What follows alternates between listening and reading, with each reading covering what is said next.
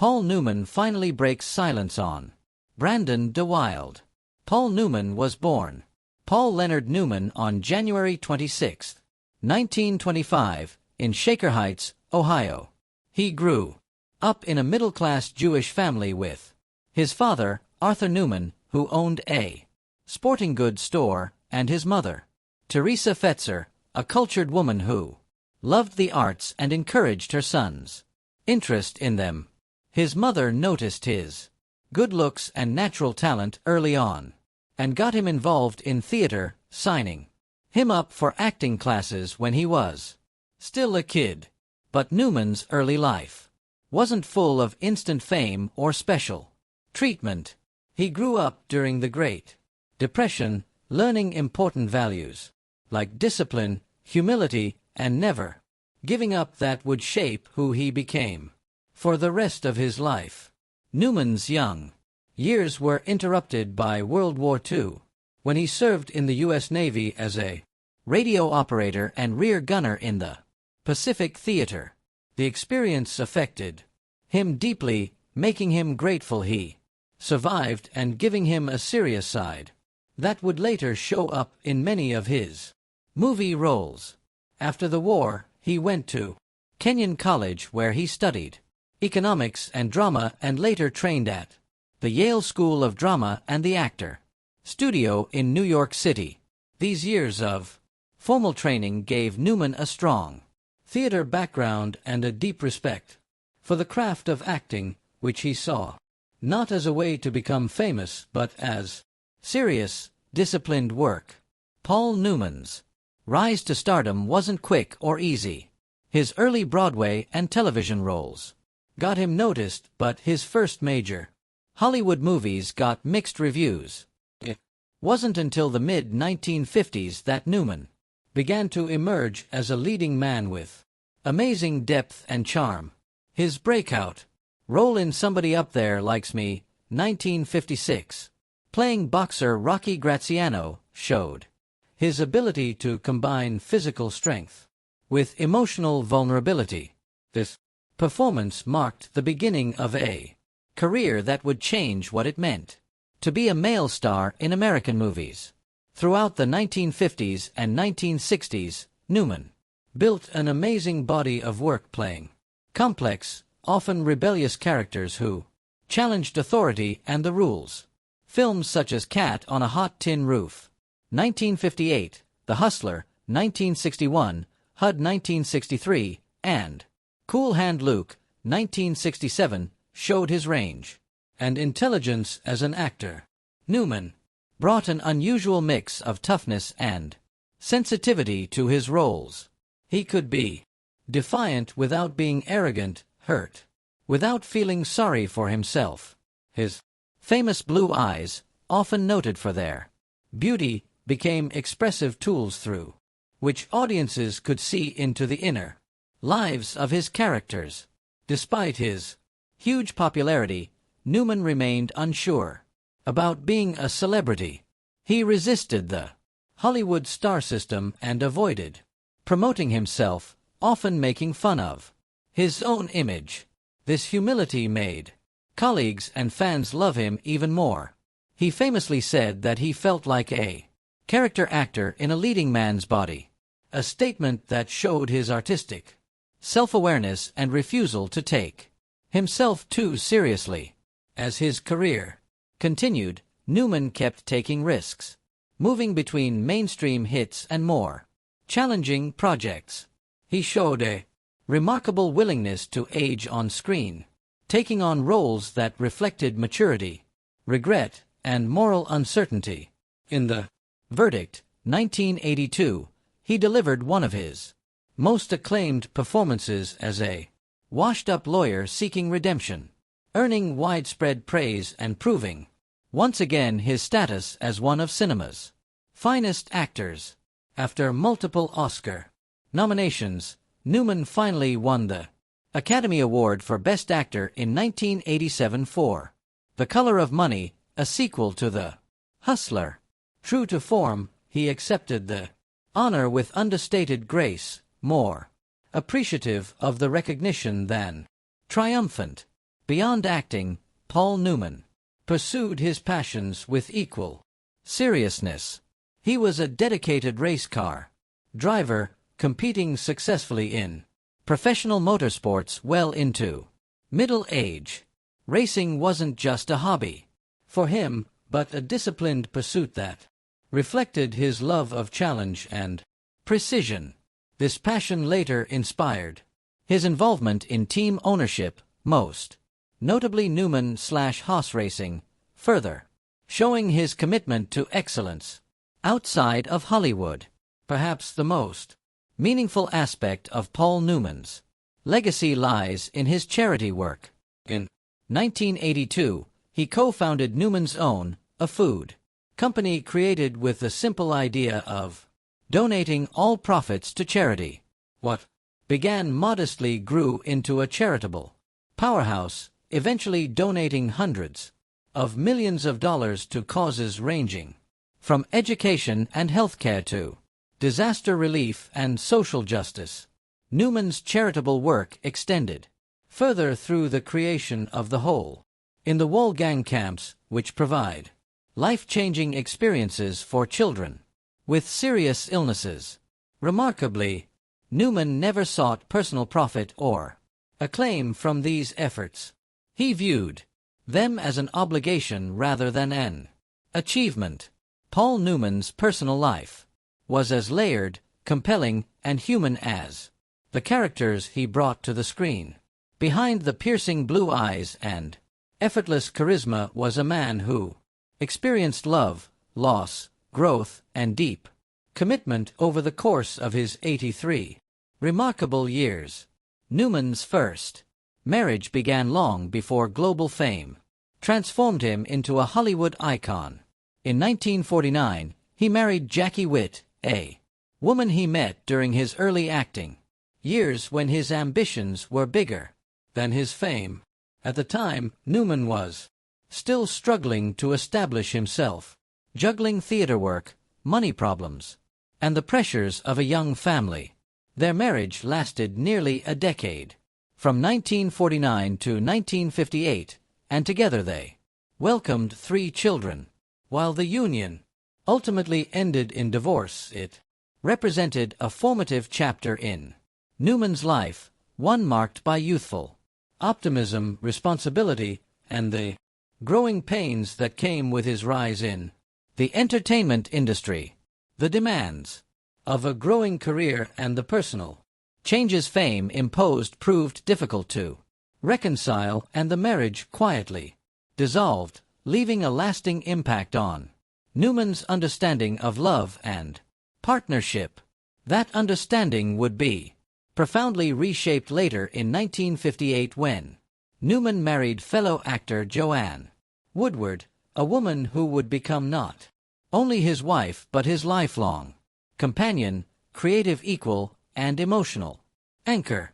Their connection was immediate and intense, forged through shared values, artistic passion, and a mutual respect that went beyond the superficial glamour of Hollywood.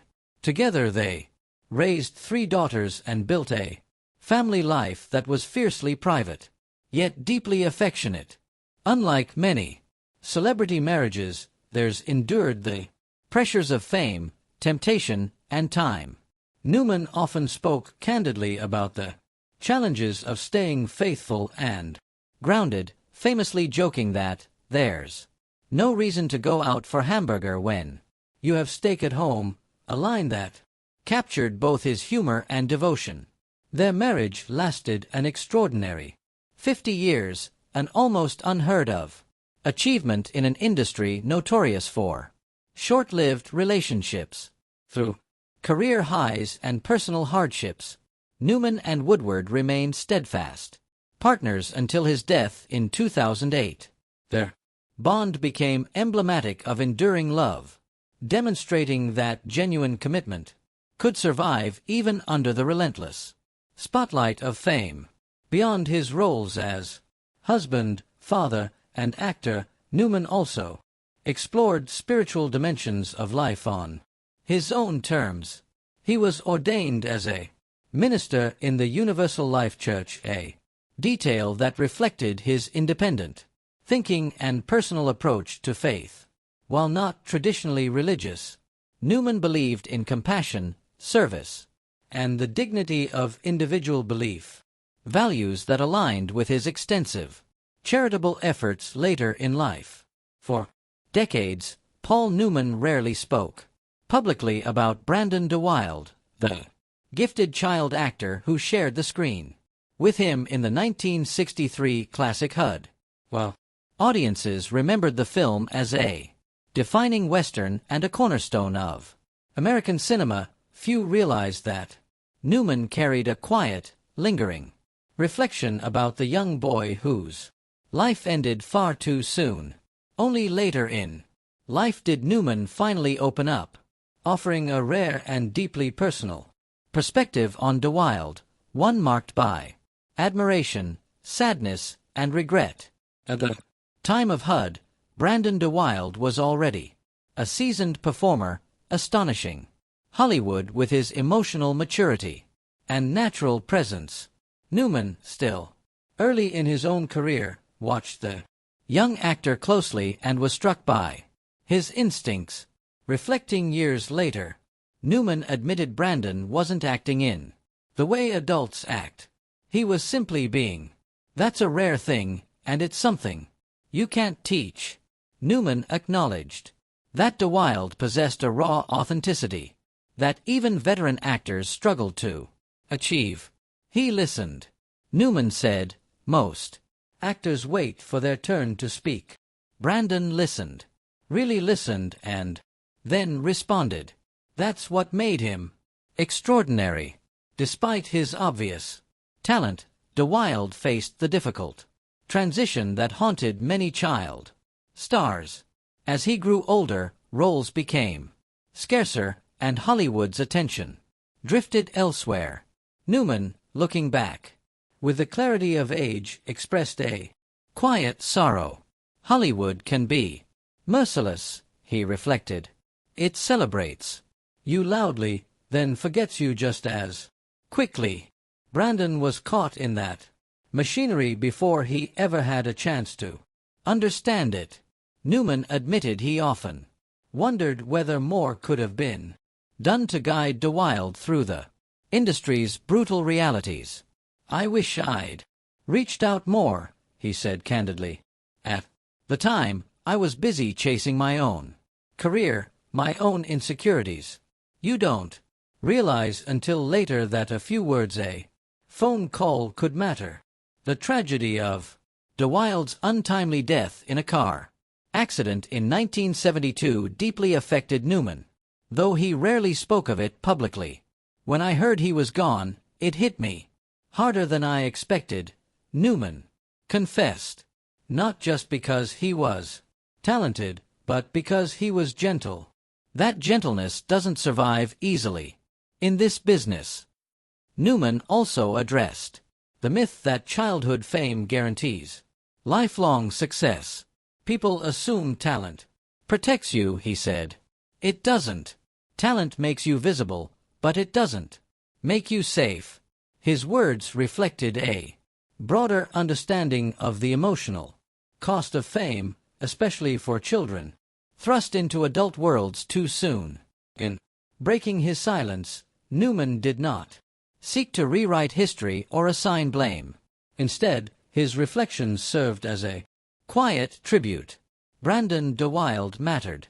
Newman said simply, "He mattered as an artist and he mattered as a human being."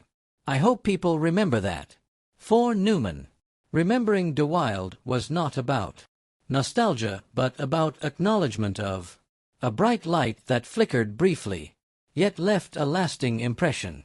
"Some people pass through your life for only a moment," he concluded, "but they stay with you forever."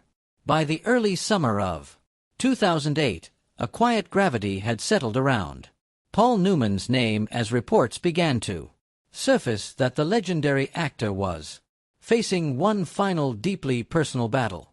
In June of that year, major news outlets revealed that Newman had been diagnosed with lung cancer and was undergoing treatment at the renowned Memorial Sloan Kettering Cancer Center in New York City. The news sent a ripple of concern through Hollywood and among generations of admirers who had grown up watching his piercing blue eyes light up the screen. True to form, Newman himself remained characteristically private, choosing dignity and restraint over public statements or dramatic displays. It was A.E. Hotchner, Newman's closest friend, confidant, and longtime business partner in the wildly successful Newman's own enterprise, who quietly filled in some of the timeline. In a mid-2008 interview with the Associated Press, Hotchner revealed that Newman had confided in him nearly a year and a half earlier about the diagnosis. The disclosure underscored not only the seriousness of Newman's condition, but also the intimate circle within which he chose to share such life-altering news. Even as speculation mounted, Newman's spokesperson offered only a gentle reassurance to the public, stating that the actor was doing nicely, neither confirming nor denying the lung cancer diagnosis. It was a carefully measured response that reflected Newman's lifelong aversion to self-pity and public spectacle. The irony of the illness was not lost on those who knew his history. Newman had been a heavy cigarette smoker for much of his adult life, a habit formed in an era when smoking was both commonplace and glamorized, particularly in Hollywood. He finally quit in 1986, a decision that came too late to completely undo the physical toll of decades of addiction, but one that still spoke to his strength of will and self-awareness. In his later years, Newman openly acknowledged his regrets about smoking, offering a quiet, cautionary example rather than a public lecture. On the morning of September 26, 2008, Paul Newman passed away peacefully at his home in Westport, Connecticut. He was 83 years old. The news marked the end of an era, not just the loss of a towering film icon, but of a man whose integrity, humility, and generosity had earned him a rare and enduring respect. In keeping with his lifelong preference for privacy, Newman was cremated following a small private funeral service attended only by close family and friends. There were no grand public memorials, no elaborate ceremonies, just a quiet farewell, befitting a man who had always believed that character mattered more than applause.